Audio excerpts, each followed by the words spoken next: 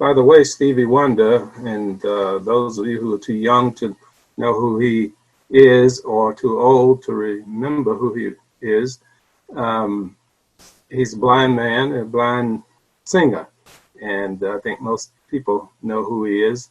But he said, it's a bad day when I can see better than your 20/20 vision. Now, we could argue that there are three kinds of people in this parable: those who are blind and know it, and those who are blind and don't know it, and those who depend on others to let them know if they are blind or not. So see if you can determine which is which as we go along. We're going to be asking a lot of questions as we go along, so be ready, and we're going to move quickly because this lesson really probably should be divided over 3 classes because there's just a lot in here, and we are not going to be able to do justice to it, I suspect, but we're going to do as best we can. So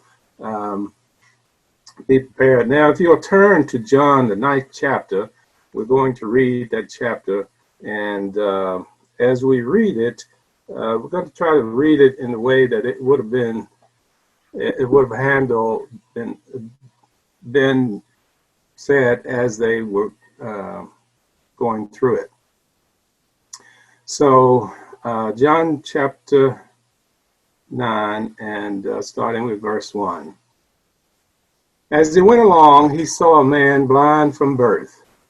His disciples asked him, "Rabbi, who sinned, this man or his parents, that he was born blind?" "Neither this man nor his parents sinned, but this happened so that the works of God might be displayed in him. As long as it is day, we must do the work of him who sent me. Night is coming when no one can work. While I'm in the world, I am the light of the world." After saying this, he spit on the ground, made some mud with the saliva, and put it on the man's eyes. "Go, wash in the pool of Siloam." This word means sent. So the man went and washed and came home seeing. His neighbors and those who had formerly seen him begging asked, "Isn't this the same man who used to sit and beg?" Some claim he was, others, "No, he only looks like him." "I'm the man, I'm the man, I'm the man," he insists. "How were your eyes open?" they demanded. "The man they called Jesus made some mud, put it on my eyes. He told me to go to the salon and wash, so I went and washed, and then I could see." "Where is this man?" "I don't know." They brought to the Pharisees the man who had been blind. Now the day on which Jesus had made the mud and opened the man's eyes was the Sabbath. Therefore the Pharisees also asked him how he had received his sight. "He put mud on my eyes, and I washed, and now I see." Some of the Pharisees, "This man is not from God, for he does not keep the Sabbath." Others, "How can a sinner perform such miraculous signs?" So they were divided. "What have you to say about him? It was your eyes he opened. He's a prophet." They still did not believe that he had been blind and had received his sight until they sent for the man's parents. "Is this your son? Is this the one you say was born blind? How is it that now he can see?" "We know he is our son, and we know he was born blind. But how he can see now, or who opened his eyes, we don't know. Ask him. He's of age. He speaks for himself." His parents said this because they were afraid of the Jews, who already had decided that anyone who acknowledged that Jesus was the Messiah would be put out of the synagogue. That was why his parents said, "He's of age. Ask him." A second time, they summoned the man who had been blind. "Give glory to God. We know this man is a sinner." "Whether he is a sinner or not, I don't know. One thing I do know. I was blind, but now I see." What did he do to you? How did he open your eyes? I have told you already and you did not listen. Why do you want to hear it again? Do you want to become his disciple too? They cursed him out. You are this fellow's disciple. We are disciples of Moses. We know that God spoke to Moses. But as for this fellow, we don't even know where he comes from. Now that is remarkable. You don't know where he comes from yet? He opened my eyes. We know that God does not listen to sinners. He listens to the godly person who does his will.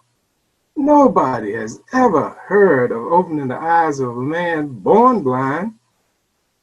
If this man were not from God, he could do nothing. You were steeped in sin at birth. How dare you lecture us? And they threw him out. Jesus heard that they had thrown him out, and when he found him, he said, do you believe in the Son of Man? Who is he, sir? Tell me, so that I may believe in him. You have now seen him. In fact, he is the one speaking with you. Lord, I believe. And he worshiped him. For judgment I have come into this world so that the blind will see, and those who see will become blind.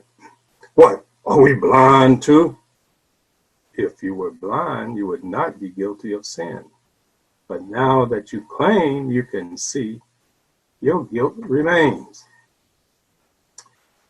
All right, let us see if we can go through here and pick out some lessons from this chapter.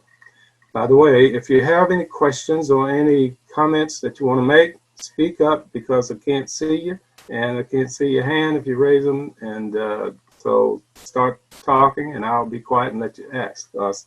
Say what you want to say. Excuse me. So in chapter 1, in verse 1 and 2, as they go on along, Jesus and his disciples see a blind man who's been blind all of his life from the day of his birth. And so his disciples ask a rather strange question. Rabbi, who sinned, this man or his parents, that he was born blind? This, as I said, this is a strange question because why would a person, how could they sin before they were born? And so based on this question, how do you think they would explain, the disciples that is, how do you think they would explain the suffering in the world, or why they're suffering in the world? The disciples are discussing this man's fate rather impersonally. Suppose the blind man had heard them. What do you think his reaction would have been? Do you think he perhaps has heard this many times before and probably didn't think much of it? Effectively, all he wanted was their money at this point. And I'm sure that invalid people, even today, hear many insulting statements about them, and which is a shame. So what is your reaction to the disciples' theory of suffering? Do you think that their theory is correct? And if you don't speak up, I'm going to keep talking. So if you don't want me to talk, then you need to ask the question or say something. What would they get out of asking this question? We can assume that one of the reasons was to justify in their minds that perhaps he brought it on himself, and therefore they had no responsibility to him and or to help him, you know, or as they seem to think that this is a punishment from God for something either he or his parents has done. So think about that, and we'll talk about that a little more. Have you ever wondered about your own or someone close to you who is suffering? if he wondered, is it because of some sin that I've done, or in particularly, um, do we seem to like to have things explained to us, and in particular, someone to blame, perhaps? What is our first question when something bad happens to us? What do we say? Why did this happen to me? And why do we ask that? Because we don't want to suffer. And yet, this man has suffered his whole life for the glory of God. And Jesus tells us that if we live godly lives, we will suffer as well. But we don't want to. All right, moving on. Jesus answers that question and says, neither this man nor his parents sinned. But this happened so that the works of God might be displayed in his life. So what is Jesus saying? Is he saying that sin doesn't cause bad things to happen? Really, can't be saying that, because if you remember last week, the man that Jesus healed at the pool Bethesda, after he healed him, he found him and he says, see, you are well again. Stop sinning or something worse may happen to you. So the disciples are somewhat correct in their assessment, and yet in this particular situation, they are not. So how would the works of God be displayed in him? Is there a way for the works of God to be displayed in someone that does not have a disease or an impediment? In us, for instance? We'll talk about that. Jesus says, as long as it is day, we must do the works of him who sent me. Night is coming when no one can work. While I'm in the world, I am the light of the world.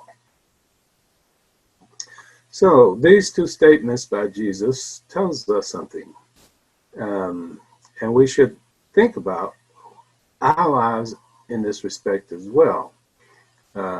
Should the work of God be displayed in our lives, even though we may not be sick with a disease? How would that occur? Now, Jesus uses the word, we must do the works of him. So that includes us as well.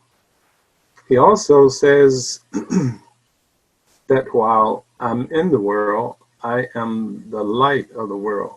And well, before that, he says, night is coming when no one can work. So there is an urgency for the works of God to be done by us in the world. And why is that? Because night is coming. And when is night? When you are no longer in the world. And Jesus says, I'm the light of the world while I'm in the world. So what does light do for us? It exposes everything. It makes it clear. It shows what is good and what is bad. The world is in darkness, and as the light of the world, Jesus brings sight to the world, spiritual sight. And we should too. Are we not the light of the world? Yes, we are. Because Jesus said that we are. So after saying this, he spit on the ground, made some mud with the saliva, and put it on the man's eyes. What do you think about this? Does that gross you out? And he tells them to go wash in the pool of Siloam. All right, we'll ask about that again. So the man went and washed and came home seeing. Now the faith of this man is really quite unusual, for Jesus didn't tell the man that he was going to receive his sight. And the man didn't ask Jesus to heal him. In other cases, we find that they beg Jesus to heal them, but not in this case. He doesn't ask anything. Seems as though Jesus just does it. He just did it, and the man just did what Jesus told him to do. What would have happened if the man, would have just sat there thinking that, hey, I have a good thing here. If I leave, someone else might get my spot and I'll lose money. Well, did he earn his healing by going and doing what Jesus told him to do? No. Did he have to do anything to get healed? Yes. What he didn't cause him to be healed. So the question is, why did Jesus use this method to heal the blind man? Since Jesus had healed blind people before, and in some instances he touched their eyes, and in some he just spoke. And so perhaps his teaching, yes. Did I hear somebody? Guess not. Hearing things. Perhaps he was teaching the disciples a lesson that he has the power to do something that would have been considered to be unclean and still accomplish what he chose to do. His goal was to give this man his sight, and he did. Joseph, yes. So it sounds like this guy was part of God's story from his birth. So he didn't ask, but it was always predestined that Jesus was going to do this for him and display his power and explain to his disciples that neither the man nor his parents had sinned. So unknowingly he was part of God's story, and even though he didn't ask to be healed, he was going to be healed, it seems. That is the way it looks, because he had not sinned, nor his parents had sinned as a result of to cause him to be blind. There was no sin involved in this, but it was for the glory of God, or for the works of God to be manifested in his life. And I think you're right in that way of thinking. And there could be some of that going on today that we don't know about. And so, but we do not like to suffer. This man, like I said, has suffered his whole life being blind. And if you don't think that's suffering, try it sometimes. I wouldn't advise it, though. But this man wanted to see. And so his faith carried him to do what Jesus asked him to do. If you remember Naaman, when he was told to go wash in the Jordan River to get cleansed of his leprosy, he didn't want to go, but he finally went after his slave told him, convinced him to go. The reason that Jesus used this method may have even been for the effect that it would have on the man's neighbors or on the Pharisees, and as well on the disciples. So be truthful. What do you really think of the way he was healed? Do you, find that a little bit skimmish? What do you think? Anybody? I'll comment. I think that, well, I'm sure the man was so happy he could see that you can overlook what we might consider the grossness of him spitting in the mud and rubbing it on his eyes. But I think often in our lives, sometimes we may not like the way God teaches us a lesson or brings us to a blessing, but it's in hindsight that we see, oh, this is what was happening, or this led me to here where I'm happy. So we don't always have to like his methods. It's just we typically like the end result if we feel it was, something we wanted. Well, we usually don't like his methods because we have to suffer and to even get to learn things. You know, Jesus suffered, had to come down here and live among us, and that wasn't an easy thing. So we have to suffer to grow, and we don't like that. You know, we like to grow, but we don't want to suffer to do it. But that's really the best way for it to happen for us, and so we should be thankful when we do suffer, as Peter tells us. So, you know, in terms of the way he used it, I've heard that there was a belief that spit had some healing power. And why do you think that? Maybe, you know, as you were growing up, did your parents ever do one of these and rub something on your face and that? And you know, after you get a little older, no, don't do that.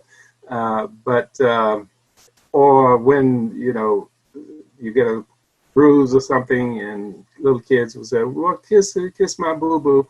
Well, that's effectively putting spit on it. But Jesus also used spit in a couple of other cases. In Mark, the 7th chapter, he uses spit to heal a deaf man who could hardly speak. And he also spit on a man's eyes in Mark 8. So Jesus uses many other ways of healing people as well. Another lesson that this miracle is that if we do what Jesus commands us to do, then good things will accompany us. Things he promised he will do. When we are obedient, it means that we love God. When we are obedient, it means that we trust God. When we are obedient, it means that we have faith in God. To be obedient is the most important thing that we can do. Obedience is to touch God's heart. In 1 Samuel, Samuel tells Saul, to obey is better than sacrifice, and to heed is better than the fat of rams. So that's a good lesson for us, because we want to do what we want to do when we want to do it, and that's not always the best way to do things. Now, then we go to verse 8, where his neighbors and those who had formerly seen him begging want to know if he's the same guy or not. And so some said he is, and others said, no, he only looks like him. But he insists that he is the man. And why do you think he had to beg? Well, back in that time, you had to do whatever you could do to help your family out. If you could work, then you would work and help your family. If you could not, then begging was your other option. And you would have to beg to provide for yourself as well as the family. But, you know, once your parents were gone, then, you know, you needed to be able to support yourself. And that's one of the ways that you could do it. If you notice, we don't find out that he is a beggar until we hear from his neighbors. And does that tell you anything about his neighbors? If we saw someone regularly with an impediment such as blindness or cripple, and they later were healed, do you think that you'd be able to recognize them? What about those who beg on the street corners? Do we really pay attention to them? When we see beggars, what goes through our heads? Do we judge them, thinking that they are conning us, or if they got a job, they wouldn't have to beg, or maybe it's their own fault because of an addiction? Why do we think these things? Justifying in our own minds, but or do we just not even think about them at all? And so the neighbors ask him how his eyes was open. Of course, he goes through and tells them. And so Do you think that he was excited when he told them? I would think he was extremely excited, and though, so that you would expect his neighbors to be excited too. I have a comment. Sorry. Yes. His neighbors don't seem like good people. They didn't recognize him, and then they weren't happy for him. And then nothing about them. They didn't rejoice with him when he was healed. They didn't seem to sympathize with him when he was a beggar. And they just didn't sound like neighbors you really want to have. Well, you're absolutely right, and you're reading my notes here. So this is this is one of the things that is odd about this situation. That they ask. The only thing they are curious about is, where is this man that healed you, and that's kind of an obvious thing to know, to ask. But the blind man doesn't know, because he has never seen who it was, and why do you think that when the man told how he had been healed, that he left out the spitting part? Do you think that was intentional, or do you think? I think he may not have realized how the mud was made. He just knew he made mud. Well, that's true. That's another way of looking at it. He may not have known, though he could have heard him spit, but he may not have known how it got there. But he might have left it out intentionally. Who knows? But then the neighbors bring him to the Pharisees, and that to me is kind of an odd situation, that they would do this. But I guess if a Jew, and you religious, extremely religious about keeping the Sabbath, then maybe it makes sense. But even so, you think as neighbors they show a little more happiness for him. And I know that we're reading stuff into this, and we don't know everything that transpired in that, but these things could have been left out. But it does seem a little bit strange. But then the Pharisees, once they find out he's been healed on the Sabbath day, and they ask him how he was healed, and he tells them, and so it just shows that his neighbors don't seem to be that happy for him, and that they would bring him to the Pharisees. It just seems like they are trying to tell on him. So the Pharisees, instead of being happy for the guy, also ask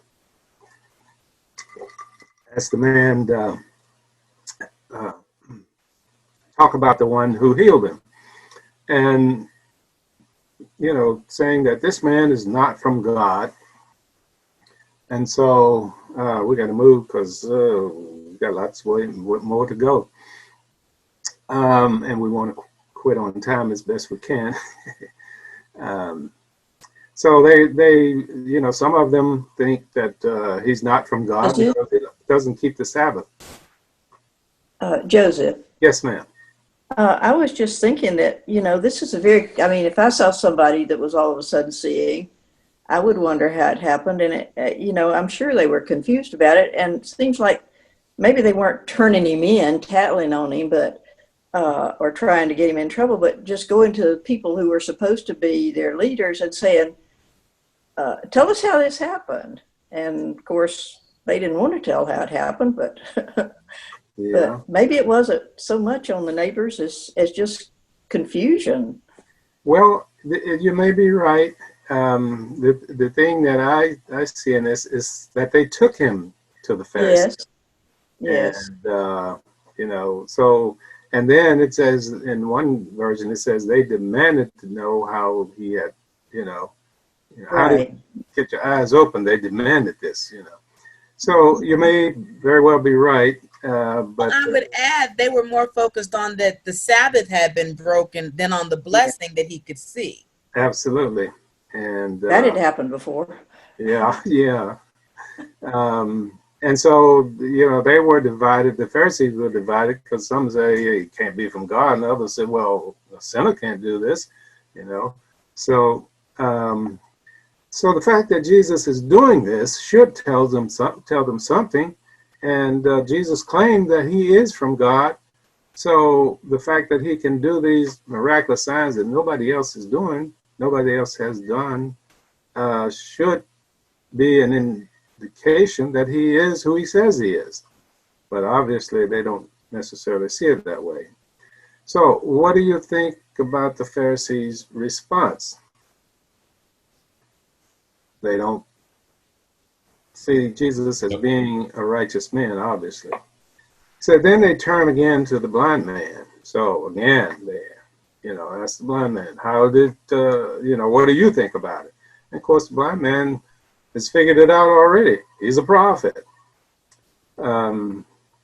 So why do you think Jesus healed on the Sabbath? Do you think that Jesus should have waited until the next day to heal a man? Wouldn't it have been better to not upset the leaders of the Jews? After all, what difference would a day make? Well, Jesus said that he's here to do his God Father's work, and he has to do it while it is light. Right. And I think it has been mentioned, multiple times. The Pharisees came to Jesus. Why would he do such a thing on a Sabbath day? Even about the sin part, when Jesus heals, he said, okay, your sin is forgiven, so, time and time again, we see what Jesus has done and what kind of response that he received from the religious leaders. But the most important thing for me, at least, as we go through this, so because Pharisees, we've seen them doing this time and time again. For the disciples, asking the kind of question that they asked. Everywhere they have been with him. But when they get to this point, they ask the question, hey, Jesus, who sinned? This blind man or his parents? Right. And that, to me, is a kind of interesting question coming from the disciples, knowing what Jesus has done previously.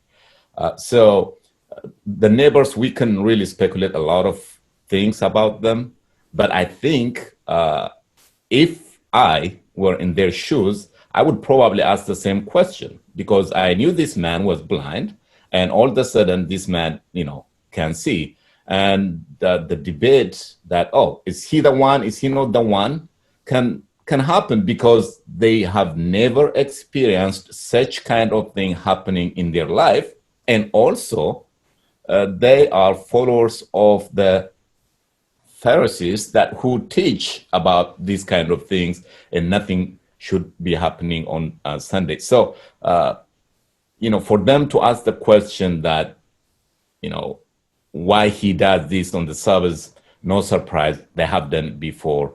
For them to bring this man and, kind of rebuke him, not to say anything, they have done it before, and they will continue to do it as we go through the miracle story. So it's right.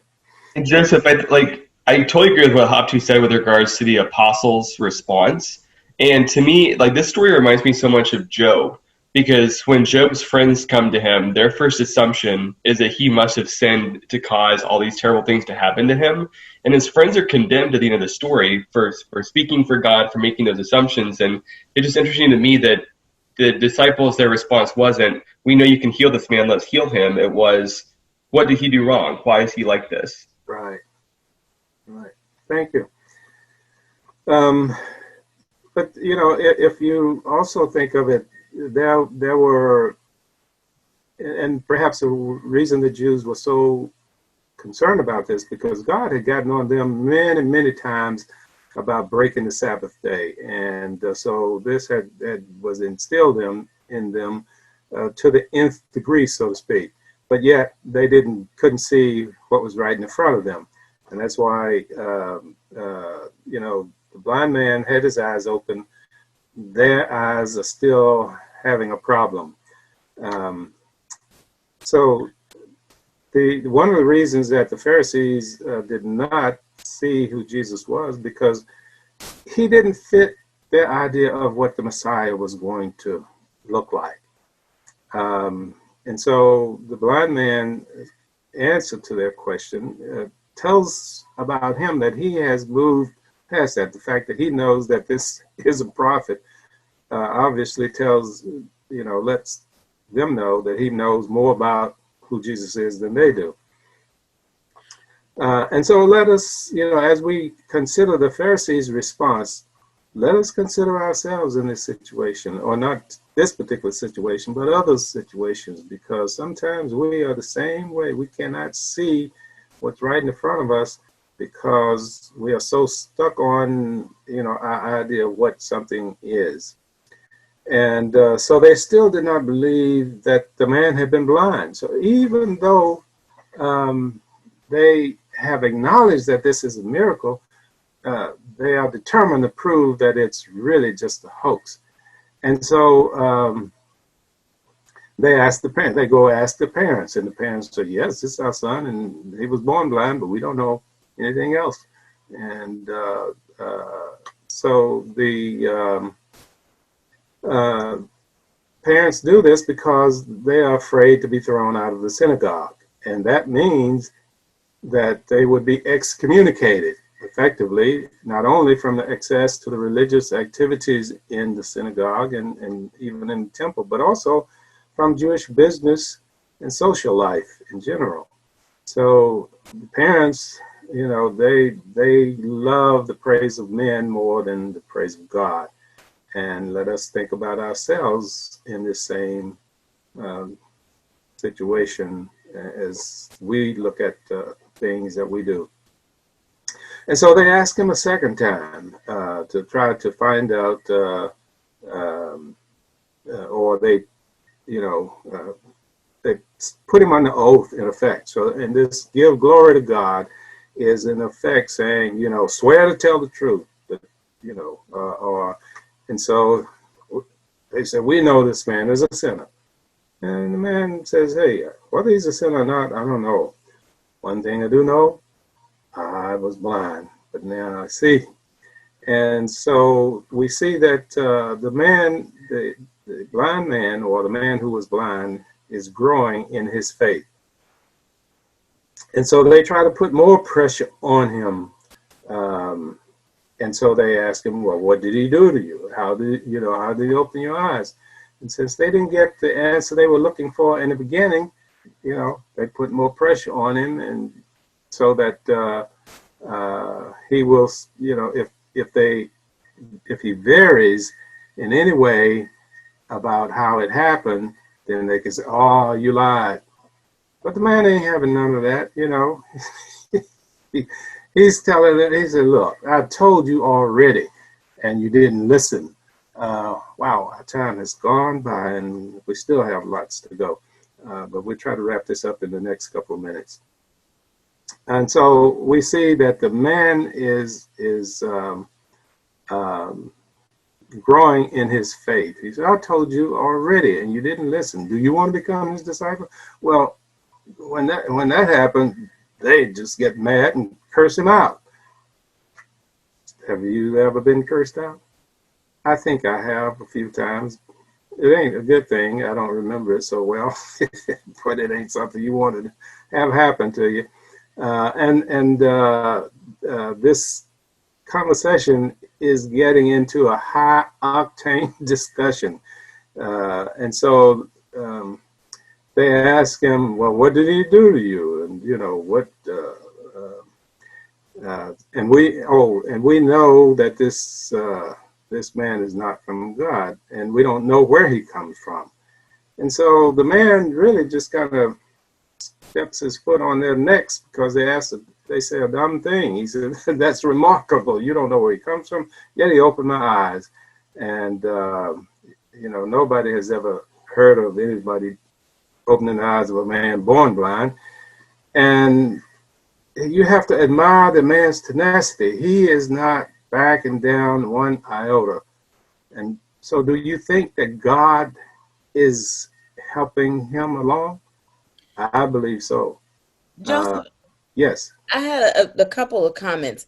One, yes, obviously God is helping him along, but because he knows he was born blind and he can see, that's why I think he's not backing down. But then we also know on another note that in Luke 6:5, when Jesus says I'm Lord of the Sabbath, I think this is happening on the Sabbath also for him to continuously establish that he is Lord of the Sabbath. And Well, go ahead. my third comment is, I'm disappointed in his parents. I understand that they were concerned maybe about their social standing, but wouldn't love and compassion for your own child, you'd be so happy that he'd been healed that you wouldn't care what the people around you think, you would just be rejoicing with your son? Well, the problem is that they would get thrown out of the synagogue. They get, excommunicated from the Jews, and they would have no friends, no social life, no spiritual life, far as that goes. And so, I mean, we can understand to some degree, but because sometimes we do the same thing and we don't speak up because we know we would be ostracized if we did.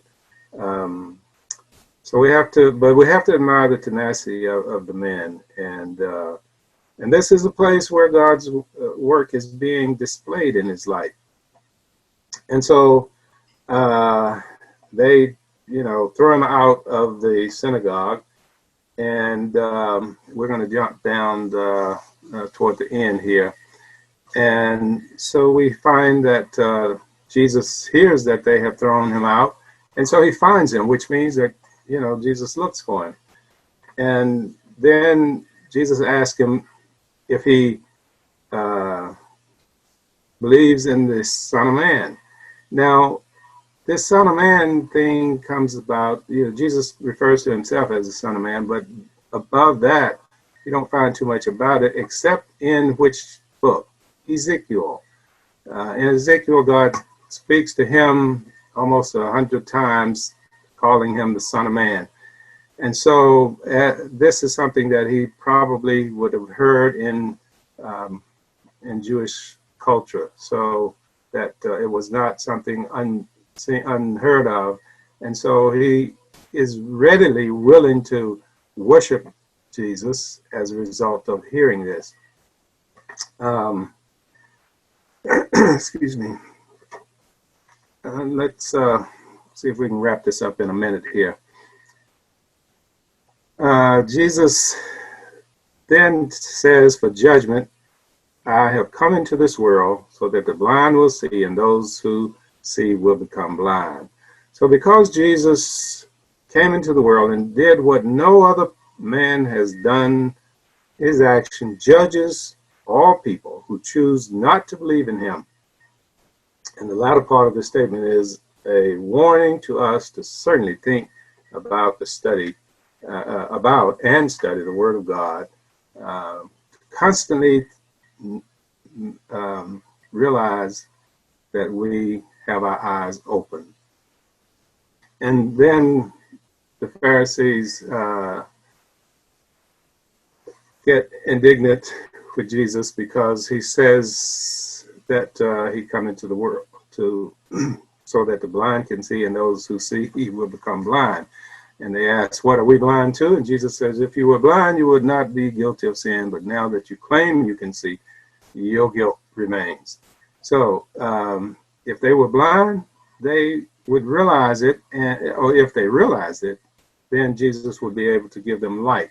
However, they claim they can see, and so they're not willing to receive help. I don't believe that Jesus is saying that those who are blind don't have sin, but that they are able to receive help since they realize that they are blind. And if we are Christians, then our experience will have been very similar to that of the blind man, but we were blind in our sinful, unsaved state. And Jesus told us to go and wash our sins away. And we obeyed Jesus and were baptized, and our sins were washed away. And now we see Jesus as he is and are able to follow him by his Spirit that leads us. From the time that Jesus heals the blind man, the work of God is being displayed in his life. Let that be our epitaph. We can all stand to have the mud washed from our eyes so that we will be able to see a little clearer, so that the work of God can be displayed in our lives as well, even more. And so we are able to say as well, I once was blind, but now I see. God has done marvelous things. Are there any in the final comments? Thank you for being here this morning. Sorry for going over time too much, but this, as I said, this chapter could have stood about 2 or 3 lessons in it. So thank you, and we'll see you. Wow, we went way over. We'll see you in about 2 hours.